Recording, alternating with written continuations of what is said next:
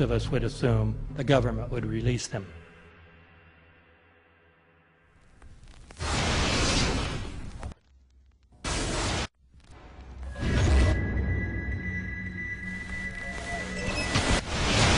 It looks like there's nothing there except for a hole in the ground.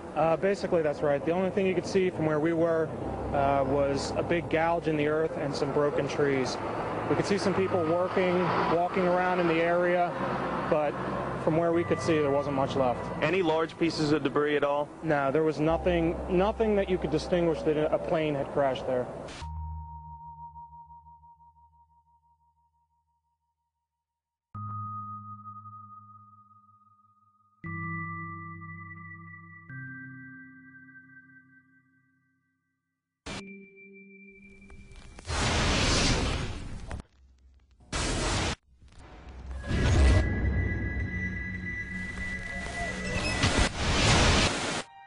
Pancake theory, according to which the fires, while not melting the steel, heated it up sufficiently to cause the floors weakened by the airplane strikes to break loose from the steel columns, and this started a chain reaction. So you would expect then from that theory, which is the official theory, to see a whole stack of floors piled up on top of each other and then a spindle of core columns standing too. The core of each of the twin towers consisted of 47 massive steel columns. If the floors had broken loose from them, these columns would have still been sticking up into the air 1,000 feet.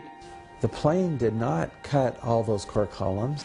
We designed the buildings to take the impact of the Boeing 707 hitting the building at any location. The building probably could sustain multiple impacts of jetliners. That the plane flew straight into the building? Through him, right. Yeah. So you're saying that the building was actually designed to cope with a hole like that and right. still survive? Yeah, it was. If you had dropped, say, a billiard ball from the top of the World Trade Center, 110 floors up there, it would have taken 8 to 10 seconds to hit the ground, encountering no resistance whatsoever. The Twin Towers came down in nearly free-fall speed. 200,000 tons of steel shatters and explodes outwards over 500 feet. This means that floors shattered at an average rate of about 10 floors per second. There is no scenario for a pancake effect of buildings falling that allows them to fall at the rate of free fall. Now what can do that? What can move mass out of the way? Explosives.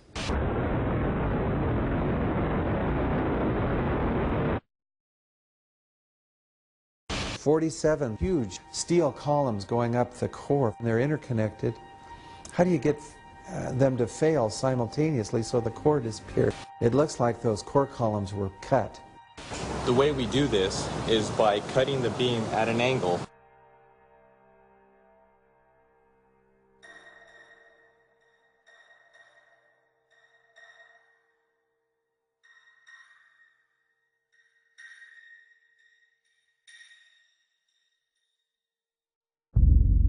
I started looking at the molten metal.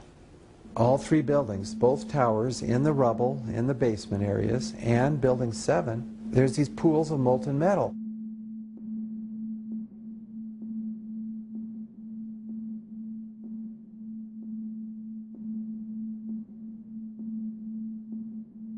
You'd get down below and you'd see molten steel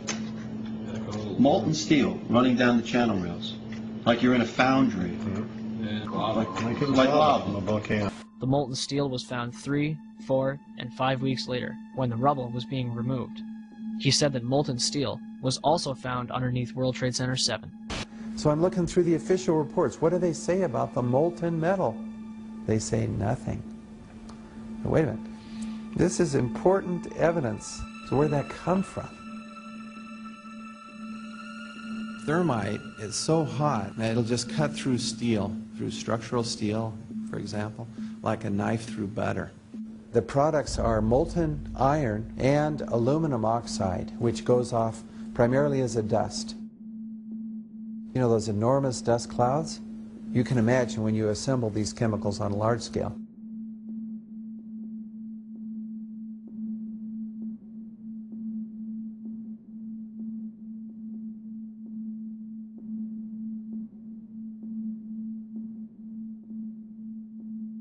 Molten metal pools under both towers after they collapsed, and Building 7. Now, Building 7 wasn't even hit by a jet. Part of the problem is that most people simply don't know much about Building 7 due to the extraordinary secrecy surrounding this collapse. And this was a 47-story skyscraper. This building fell at 5:25. It was not hit by a plane.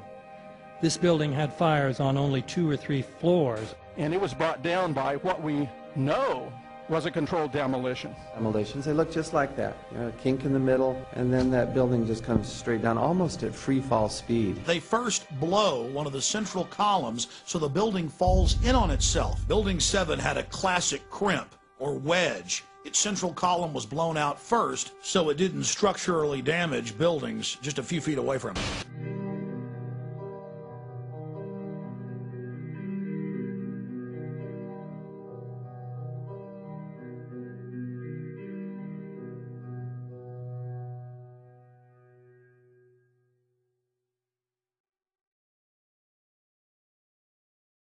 Our office was on the B1 level. As I was talking to a supervisor at 8:46, and all of a sudden we hear, boom!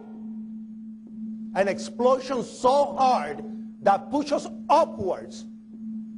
And it came from the basement between the B2 level and the B3 level. And when I went to verbalize, we hear, boom! The impact of the plane on the top. As I'm walking by the main freight corridor building in the corridor, that's when I got blown. I mean, the impact of the explosion threw me to the floor, and that's when everything started happening. All of a sudden, a big impact happened again, and all the ceiling tile was falling down, the light fixtures were falling. You know, you got to go clear across the whole from 1 to 2 World Trade Center, and then all of a sudden, it happened all over again. Something else hit us to the floor. Right in the basement, you felt it. Walls were caving in, everything that was going on. I mean, I know of people that got killed in the basement. I know of people that got broken legs in the basement. People that got reconstructive surgery because the walls hit them in the face.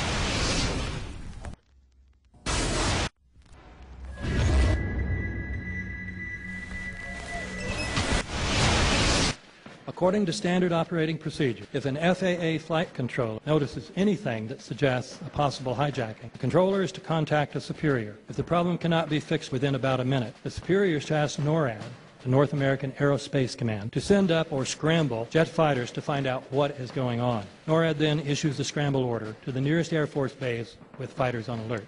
But although interceptions usually occur within 10 or so minutes, in this case, 80 or so minutes had elapsed before fighters were even airborne. It's a mind-bending anomaly. Not a single U.S. Air Force interceptor turns a wheel until it's too late. There are no jets at all. What if they were so confused and had been so deliberately confused that they couldn't respond? The reason that they didn't know where to go was because a number of conflicting and overlapping war game exercises were taking place. It involved the insertion of false radar blips onto radar screens in the Northeast Air Defense Sector. Center Team U, we have a problem here. We have a hijacked aircraft headed towards New York. We need someone to scramble some F-16s or something up there to help us out. Is this real world or exercise? Is this real world or exercise? There was another exercise, Vigilant Warrior, which was in fact, according to a NORAD source, a live-fly hijack drill being conducted at the same time. With only 8 available fighter aircraft, and they have to be dispatched in pairs, they were dealing with as many as 22 possible hijacks on the day of 9/11, and they couldn't separate the war game exercises from the actual hijacks.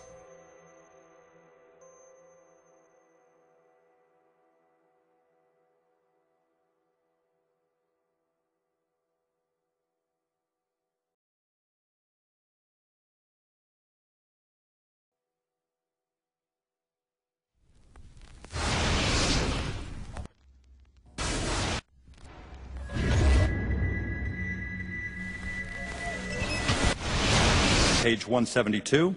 The U.S. government has not been able to determine the origin of the money used for the 9/11 attacks. Ultimately, the question is of little practical significance.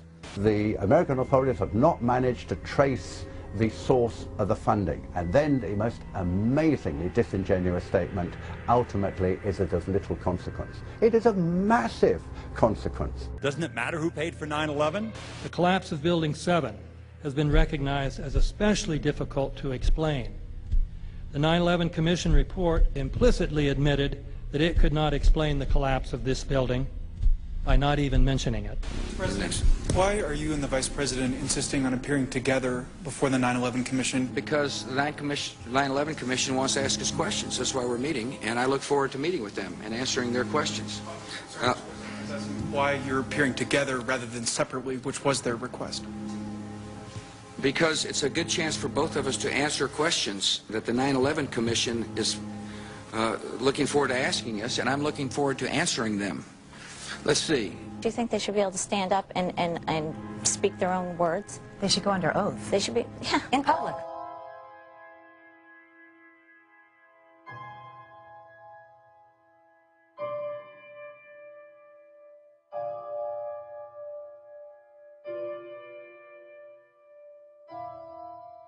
Don't you think that the